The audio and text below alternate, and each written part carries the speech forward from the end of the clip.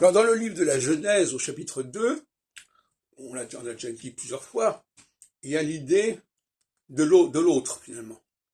Puisque Dieu dit Adam est seul, il lui faut un autre. Donc on introduit déjà cette notion d'altérité au début du Pentateuque.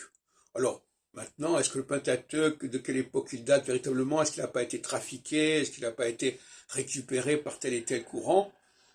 Notamment le courant israélite, qui est l'autre du courant judaïque, donc on parle.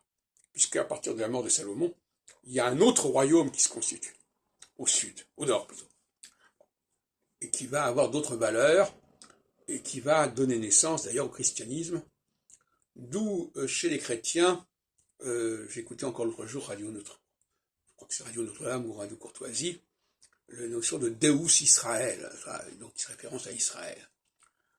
Israël, dont on nous dit justement sur cette radio que c'est l'Église. Passons. Et donc,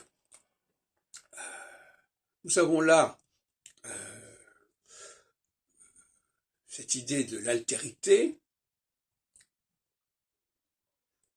dans la Genèse. Il ne faut pas prendre à la lettre. C'est pas forcément la femme. C'est pas forcément Isha par rapport à Ish. L'autre, c'est assumer cette différence, assumer la différence avec autre chose, avec quelqu'un d'autre. Et d'ailleurs, le mot autre a deux sens complètement ambigus. Par exemple, j'ai pris un verre de bière, j'en veux un autre. C'est-à-dire, je veux le même. Mais en même temps, on peut aussi employer le mot autre pour dire au contraire quelque chose de complètement différent.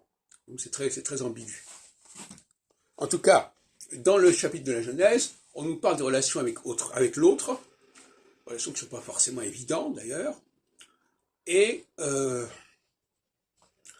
c'est pas seulement la femme. La femme, c'est peut-être l'emblème de l'altérité, mais l'autre, ça peut être une autre race, une autre religion, un autre habitus, etc.